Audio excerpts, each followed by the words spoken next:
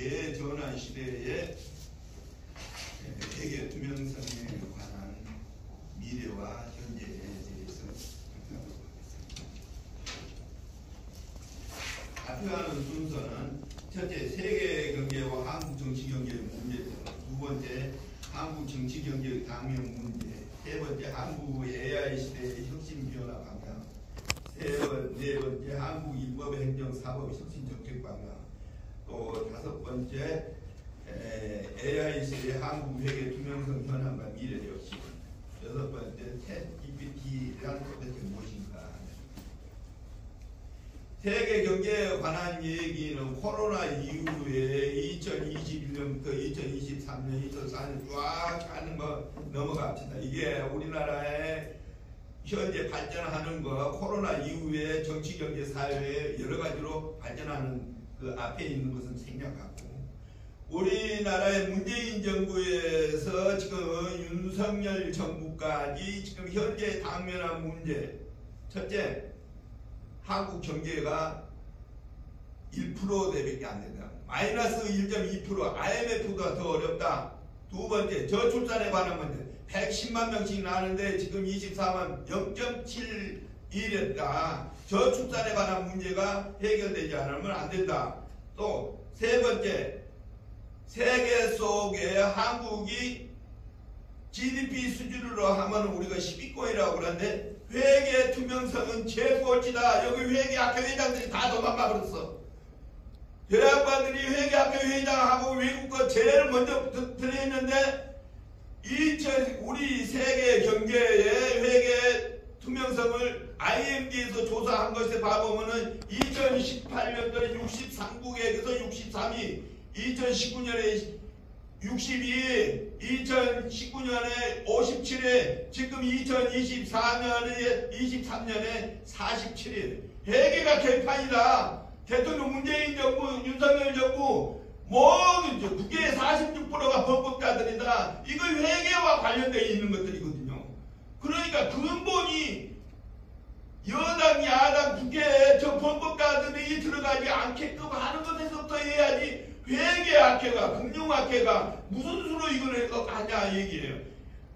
이번에 2024년 4월 10일 총선에 한번 봐보세요.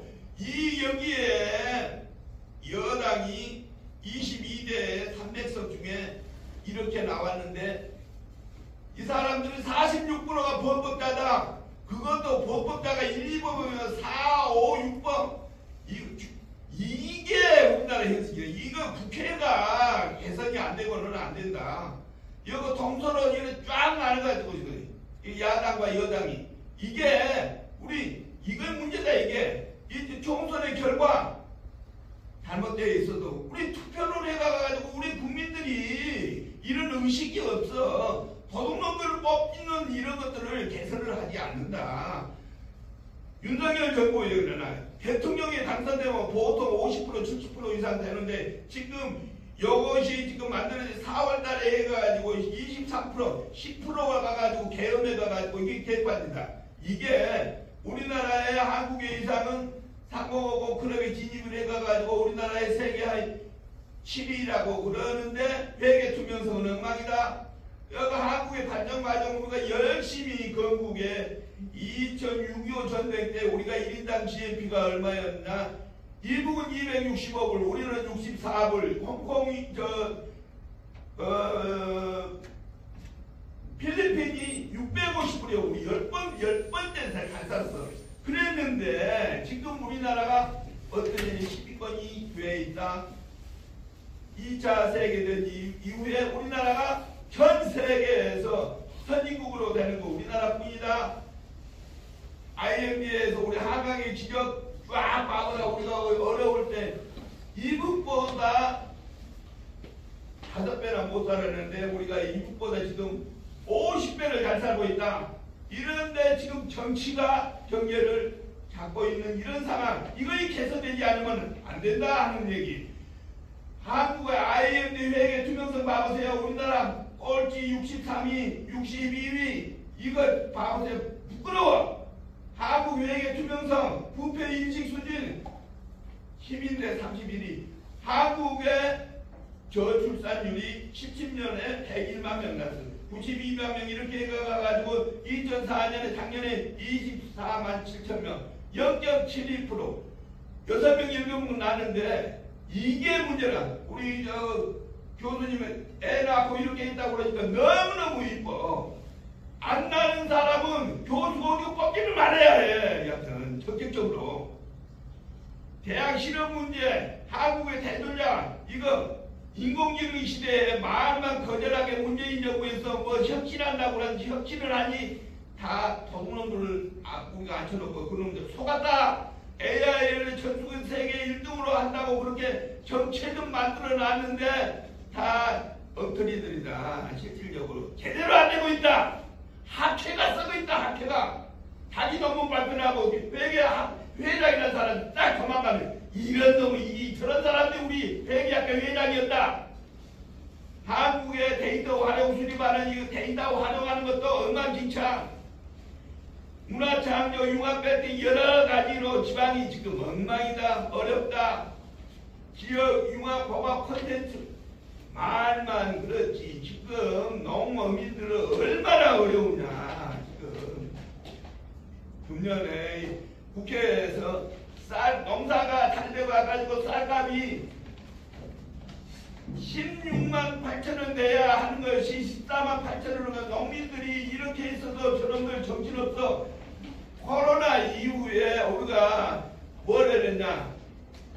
일본의 후쿠시마 오염수로 해가지고 해양수산부 예산이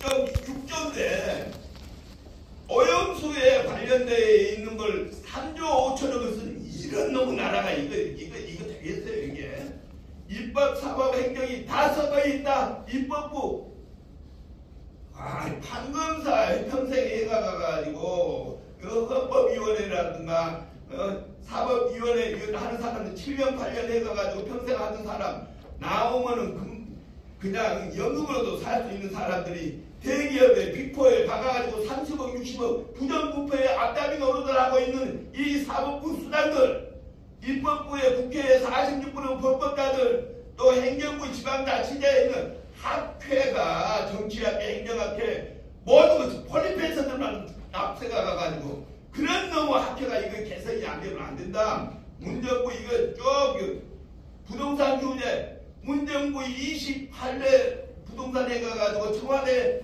아무것도 없는 청와대에 들어가거나 국회의원 장관 되면은 그놈들이 20억 30억 부정대출 해가지고 50억 60억 돼가가지고 나와가가지고 하고 있는 이런 놈의 나라. 이게 썩은 나라 아니야? 조세 때도 문재인 정부에 57조 적자 내놨어요. 그 다음에 윤석열 정부에 87조 올해 100조가 넘어요. 이 조세 정책이 있는 거예요? 공평하고 정의로운 조세 정책 말로만 지금은 개판 월급 올리고 뭐라고 하는 것은 다 여야 없이 하는 놈들이 이게 문제다. 우리가 피터 드러커의 브랜드 없이 계획을 세우고 실행을 하고 피드백을 하고 이거 제대로 되고 있기를 한다. 계획만 쓰고 돈 쓰고 이걸 감찰하는 평가하는 시스템이 어느 부서에서도 입법 사법 행정이 다 없다. 그런 역할을 하는 것이 회계인데 회계가 회계답지 않고 퀄리페이서들만 등쳐가가지고 이런 놈은 나라 금융감독원 회계 기준원 회계학회 이거 다 엉터리 놈들이다. 23년 나라 살림 문재인 정부 들어가지고 57조 내는데 87조 적자 내놓고 이게 기간 내에 4월 10일 날 법정 시간을 보고를 해야 하는데 안 하고 넘기는 이런 놈의 정부 이게 그러더니 인공지능 정책 평가하는 여러 시스템이 전혀 안 돼 있다.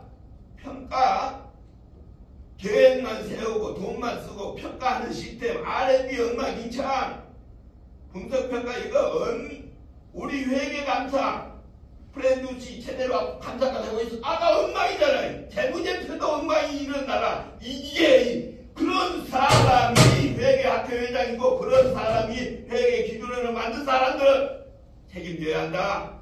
이거 개혁이고 누가 개혁을 해야 하느냐.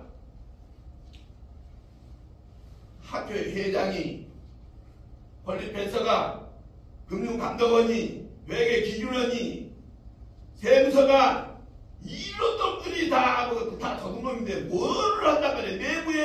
내부회계 좋아하네. 외부회계도 제대로 못하고 있는 거 나라. 이게 회계감독이 제대로 되고 있어요. 이게 감독 결과 제대로.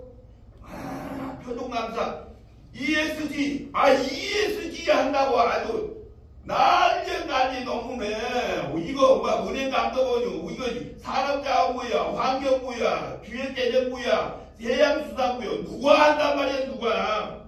내가 그래서 어제 대한경영학회 여러 부처에 관련되기 때문에 총리실 산하의 ESG 기준에는 태스크포스를 만들어가지고 각 부처 불러다가 거기서 만들어가지고 입법화 해야 한다. 그래가지고 발표해서 대한경영학에서 최우수상 어제 논문상 탔어요. 경영학회 엉망진창, 세무학회 엉망진창, 회계학회 엉망진창. 이게 우리 실상이다 실상. 감사 챗GPT는 도대체 뭔가 인공지능으로 모든 의사결정을 사람보다도 더 정확하게 해주는 인공지능 시대에 우리 회계학이 전혀 안 들어가는데 회계를. 이게 문제다. 이게 아까 김 교수님 뭐 회계 역사 얘기하는 놈이 어디 갔어. 역사 얘기하는 놈이 오늘 회계학회에 발표한 놈 80%가 엠피리컬 스터디 회계 원리에 아소바트에 회계란 무엇인가 정의를 내려놓은 것이에 뭐라고 그랬냐.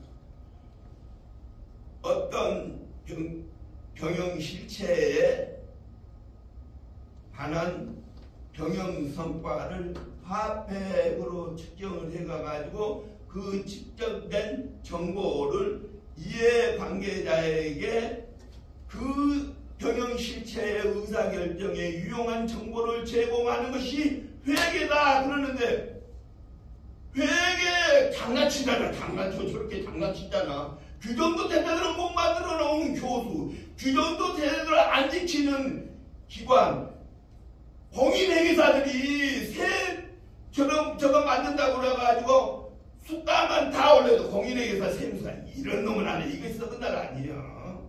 이거 챗GPT 이거 어떻게 해야 하느냐 한번 보고 어떻게 하나 제일 뒤에 끝내겠어요.